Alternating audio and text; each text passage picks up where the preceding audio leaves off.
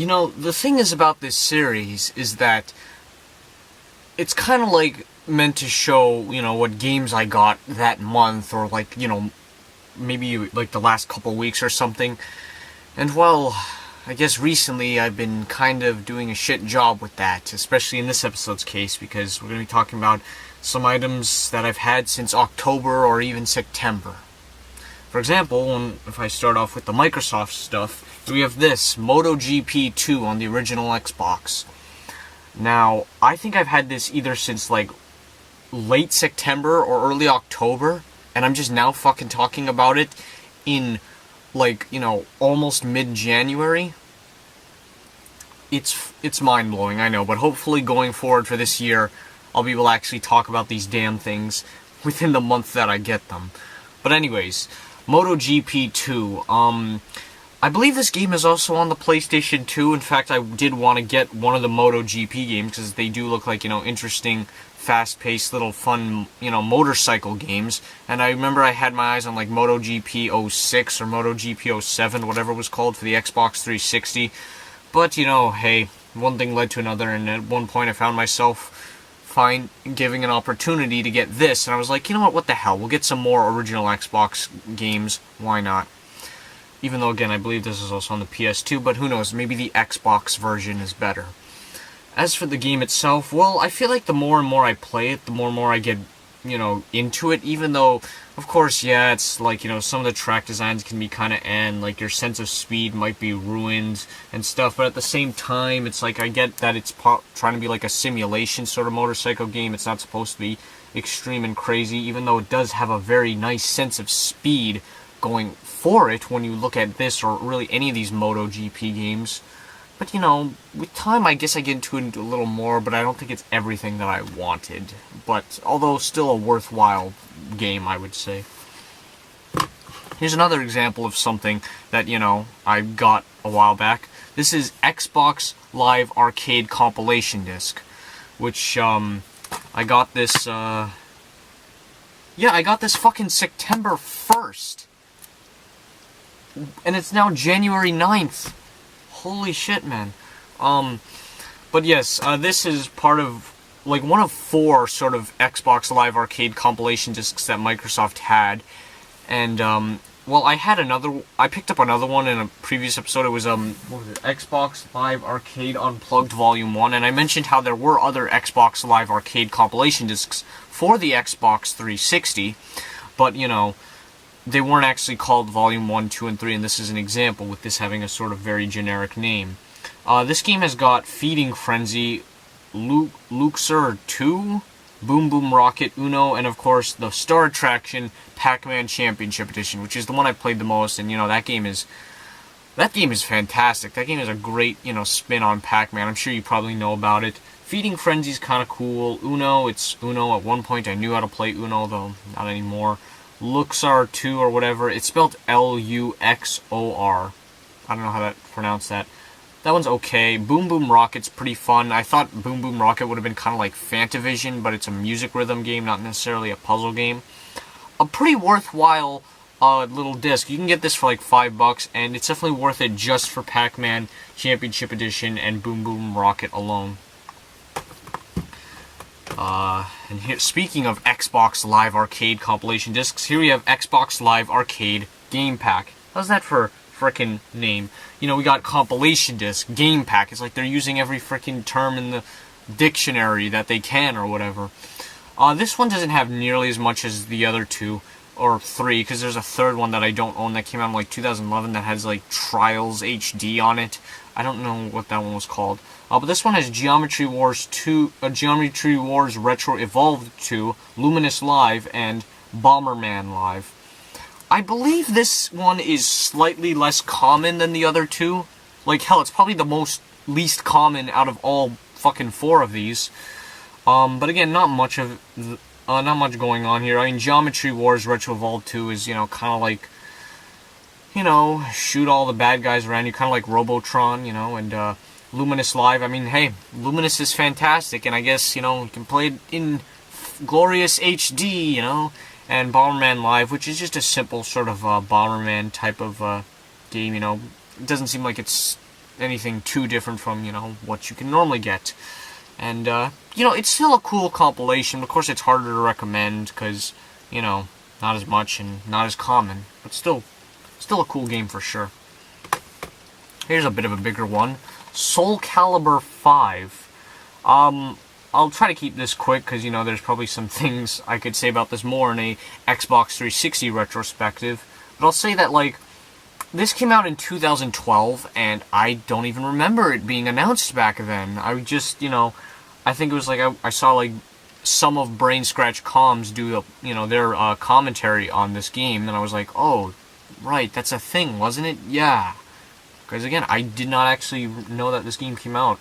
And, I played it a good amount, and while going into it, I was like, oh my god, I keep on hearing things about how all these characters are missing, and there's true, you don't have Taki and Zasalamel, which is a goddamn shame. But hey, you have Ezio from Assassin's Creed, so that's kind of cool. But it seems like to be more the same Soul Calibur action that I love, but of course I don't think anything can top 2 and 3 from what I've played in this series, though, hey, I'm pretty damn close to owning all of them now, and again, just continues that same tradition. You get blown away by the graphics and enjoy a really well-made fighter. That's the best I can say for now. And last one was a Christmas gift, getting into some Christmas stuff. We have Ski-Doo Snowmobile Challenge. This game, of course, you race Ski-Doos around and stuff in the freezing cold. And, well, there's not a ton of these kind of games. I mean, sure, you have things like Sled Storm on the PS1 and Polaris Snowcross on N64 and also PS1, because that game's a multi-plat. But, of course, this, you ride snowmobiles throughout the mountains and whatnot. Of course, it seemed very well designed, and, well, the game itself just seems to be pretty damn fun. Does a well enough job emulating riding a fucking Ski-Doo snowmobile. Although I will say the frame rate in this game is, well, kind of noticeable. And usually I don't even notice that. I don't even notice, bad frame rates in games. And, well, yeah, this is kind of a case of that. But other than that, a solid racer overall. Now for some other things. Here we have G Soccer Ball AL exclamation point for the NES. Now, the thing is about this game is that back in May of 2014, I almost got this game. I tell you, I almost did. I was, looking it up on eBay, and, we kind of came close to purchasing it, because at the time, of course, just randomly, looking up various NES games. At the time, I think I only had, maybe, 12 NES games, and now I have, fucking almost 50 of them. And I'm not sure what kind of, intrigued me to get, G Soccer Ball AL exclamation point. I think mainly because, here's another cheap-ass game that might be kind of fun to add to the collection. Or maybe I was getting it for, Philippe or something, because it's like, hey, Philippe, I got a soccer game or something.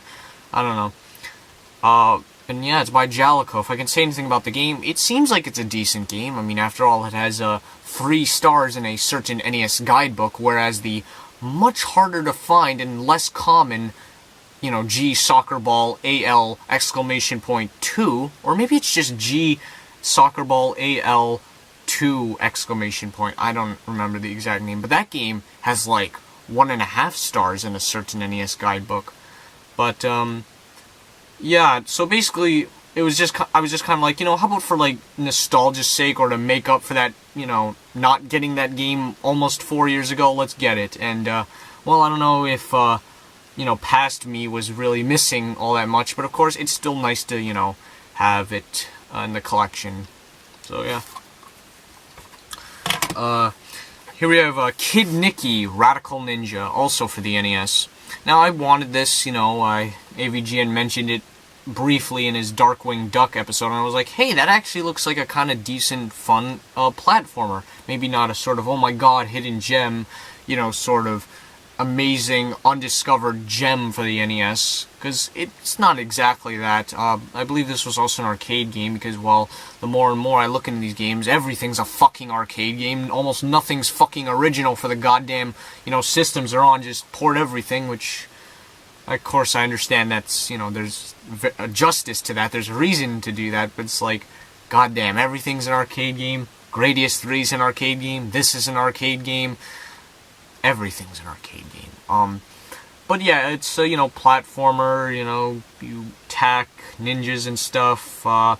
again, maybe not the most, like, you know, remarkable platform, but it's actually pretty fun. I, got a kick out of it, and I'm still gonna play it some more. You got infinite continues, so fuck it. Maybe I'll sit down and marathon this one day. It's really nice to have another platformer for the NES, something I'm very severely lacking.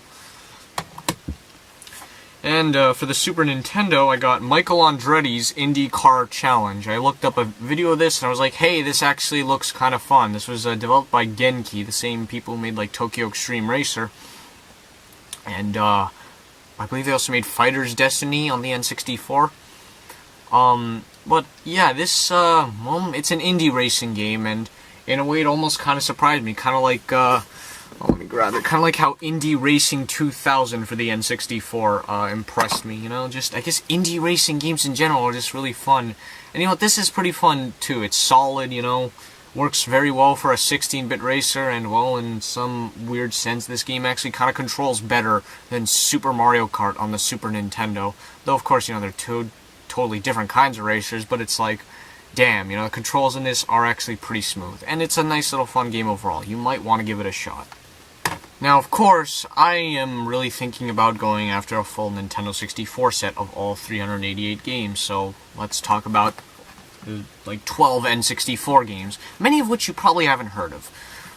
Here we have All-Star Tennis 99, there's no All-Star Tennis 98, and All-Star 2000 kind of exists as a PAL-only Game Boy Color release. This game was also on the PlayStation 1, but that was only in Europe, and, there's, like, versions of this game in France that star some dude named Yannick Noah. So, we've got Michael Chang on the cover. Has Michael Chang played this? Have any of these people played this with their names in games? Like, Jeremy McGrath Supercross 2000 or the aforementioned Michael Andretti's IndyCar Challenge.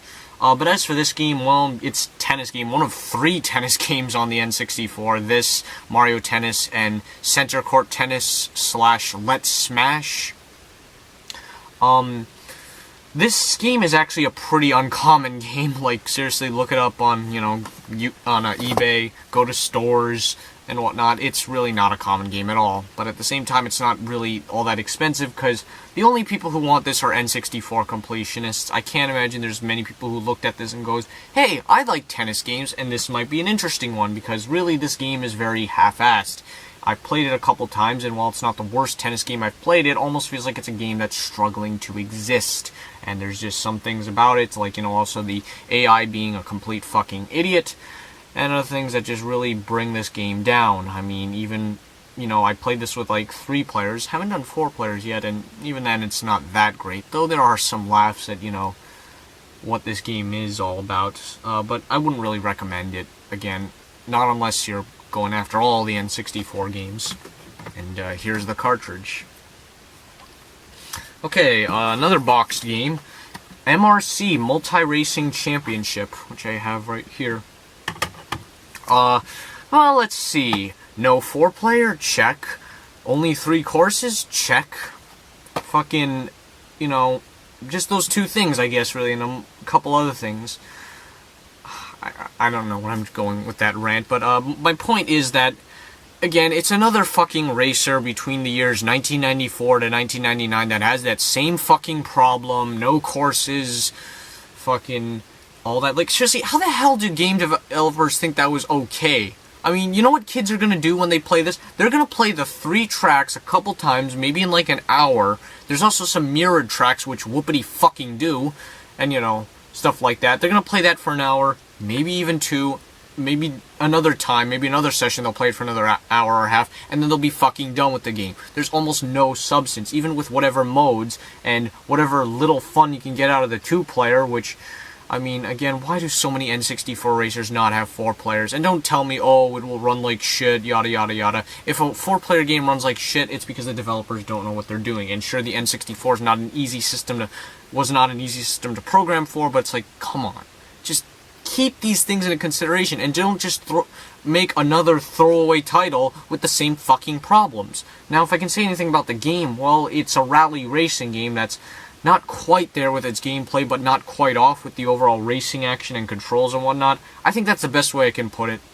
But it's an extremely common game. You know, I got my copy in the box for like $20. It's like, again, it's a very widespread game, though honestly you can do much better even with this game being as common as it is. And to further prove that I might go after all the N64 games, we're going to be talking about some Japan exclusive games. Here we have JIKU Powerful Pro Yakyu 5. Part of a very widespread, long-running series of baseball games with these little chibi characters. Starting out on the Super Famicom and has had, well, even several entries on the PlayStation 3 and the PlayStation 4. What can I say about the game? Well, I can't tell you really if this is all that great of a game. I'm not even into baseball. I played this for a little bit. The menus look kind of nice, and I've seen gameplay of the other JIKU Powerful Pro Yakyu games on the N64. All the menus look almost the goddamn same. So, really, that's all I can tell you about this game, other than, hey, it's of course cool to see another game being made for the Nintendo 64. Konami, you sure put out a lot of them. And to further continue the Konami tradition, here we have Susume Taisen Puzzle Dama Tokan Marutamacho. As you can see, I have the box for it and the cartridge for it. You know, some people try and sell this game in the box for like $200 fucking dollars. I got mine for $40, and it's complete. It has the manual, it even has a little registration card, and the warning, don't plug this in somehow, that of course you can't read. And yes, this game is of course part of a short-lived series of puzzle games that Konami made. You know, Taisen Puzzle Dama. They had also a Tokimeki Memorial one, which is the one I played on the Sega Saturn, and I thought that game was fantastic. And they also have like a Twinbee Taisen Puzzle Dama on the PlayStation 1. This was one that they had for the N64, and I can tell you that when seeing this and playing it, it's like, why couldn't more of these come out on the N64? Like, why didn't that Twinbee Taisen puzzle game come out on the N64? Or the Tokimeki Memorial one? Or even more 2D games like this? It's just, seeing things like this just show how much more games the N64 potentially could have got. Not games that are always like, oh, 2-disc caliber and stuff. Just simple, you know, more simpler, I should say, 2D sprite-based games. Why didn't more of that happen on the N64? You know, even with the whole cartridge limitations and stuff, but of course you already know all the reasons going against why there weren't more N64 games. Now as for this version of Taisen Puzzle Dama, it seems to check out. It seems to be just as good as, you know, Tokimeki Memorial Taisen Puzzle Dama, though of course with random ass characters that, you know, nobody fucking knows and probably have never even heard of since then. But, you know, it's a great game. So are the other ones. I highly recommend trying to get one of these games in the series. In fact, you know, I remember I used to make fun of this game a lot for its ridiculously long name, and that's what kind of made it stick out to me. And hey, of course, it's great to have. And also, yeah, this was the game I mentioned in my Christmas presents video that was supposed to be in that video, but didn't arrive in time for the video. And here's the other one. Last Legion UX, again, another Japan exclusive. It's a mech game that people say is similar to Armored Core, which I fucking never even heard of that series, but looking at it, yeah, okay. But maybe a better comparison would be like Sega, you know, would be Sega's Virtual On series, because yeah, that's what it is. It's a deathmatch mech game, you know. You control these mechs, you blast the fuck out of each other, and well, it's great stuff. Even if it's not the most engaging or polished of its kind, it's pretty goddamn fun regardless. And, you know, I beat it yesterday, the first game I beat of 2017, even though I got this game, the first game I beat in 2018, even though I got this game last year. And hey, the music in this game is fantastic. It's a hidden gem, and, you know, not many people know about it, but enough people know about it for this game to command an above average price. It goes for like $60. I got mine for like $30, so I did pretty good in that department. And hey, if you're into the N64 in the same way that I am, you probably are aware of this game and are probably after it too. Or maybe, hell, boot it up on your EverDrive. It's great stuff. Here we have another one from my Christmas presents. Star Soldier Vanishing Earth. This is one of the very, very, very few shooters on the Nintendo 64. You think the N64 is lacking in RPGs? I mean, which it is, even though it has a couple more in Japan. But you think it's lacking in RPGs? Look at the shooter genre. This is more or less the only one of its kind. I mean, sure, I guess Star Fox 64 can be thrown in that mix.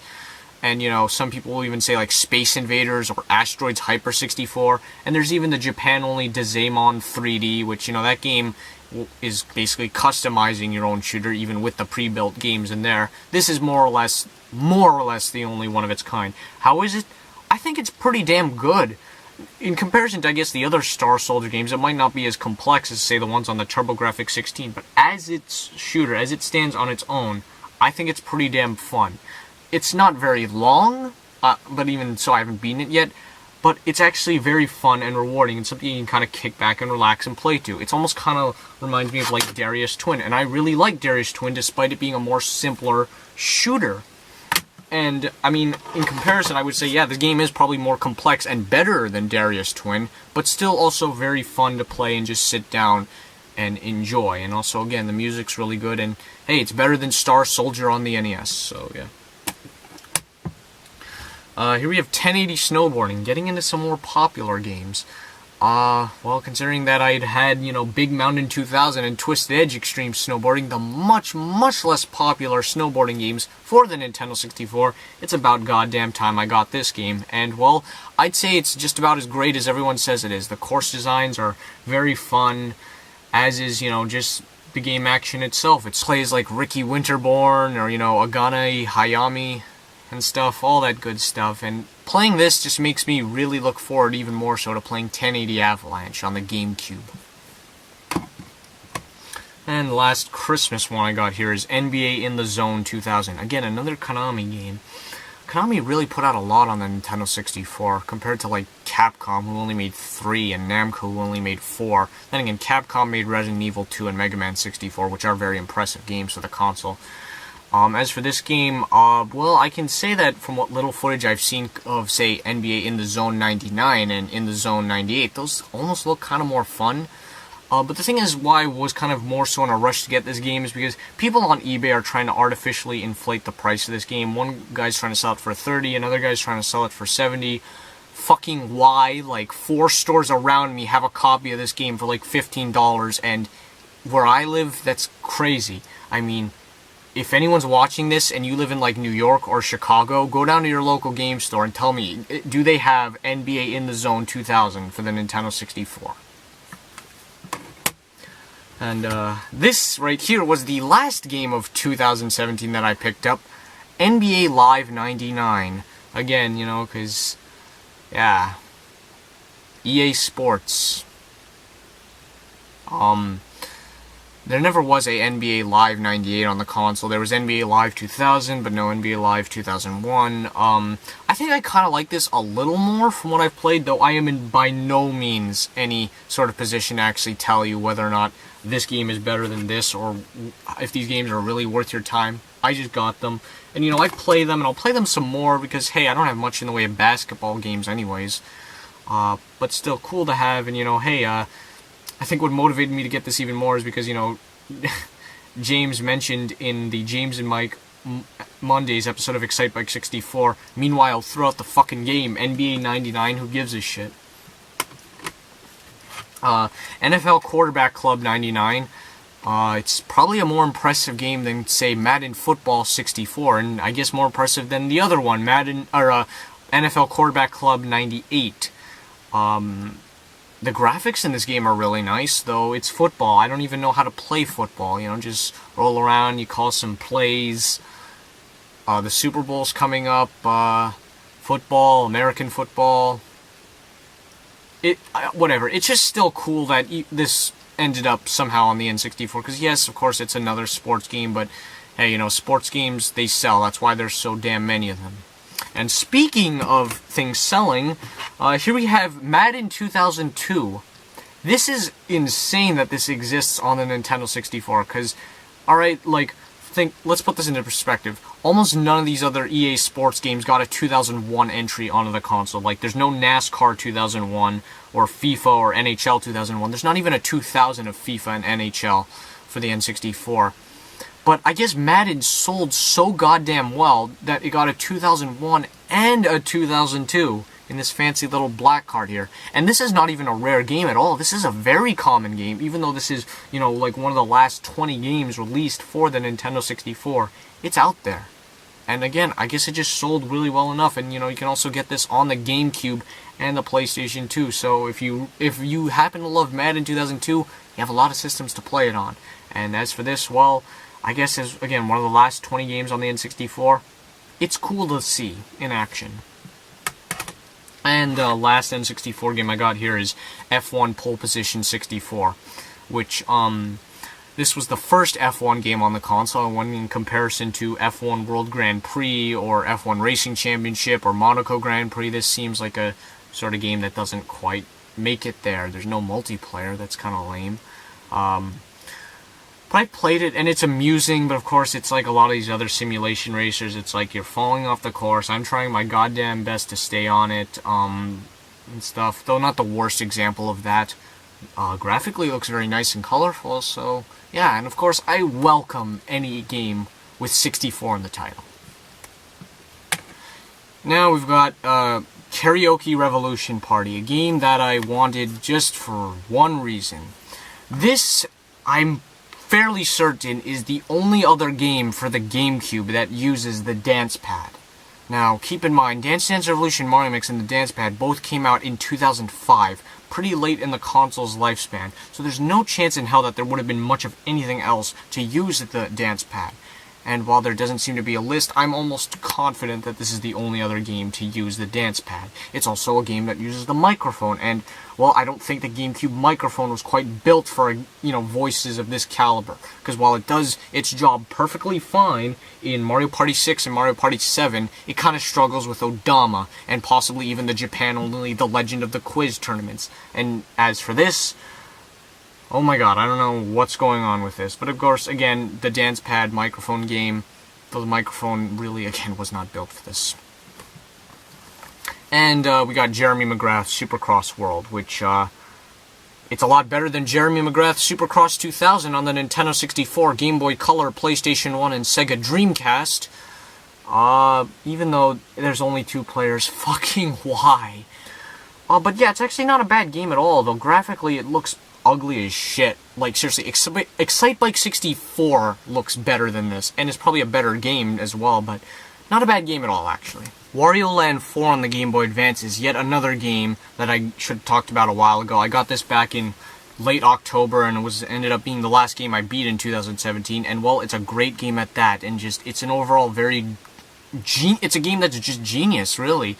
You know, you collect 4 pieces of a diamond, and then you collect a bird with a key, and then you race towards the exit, and let me tell you, no part of this game ever really felt all that tedious. Even when a level started to feel, oh my god, this is going to be a pain, it ended up being really fun, and, you know, it ended well overall. And you don't even have to collect all 5 of those things in one shot. You could collect like 3 of them, leave, come back and get the other 2, but even then, getting all 5 of them in one shot is generally a breeze overall.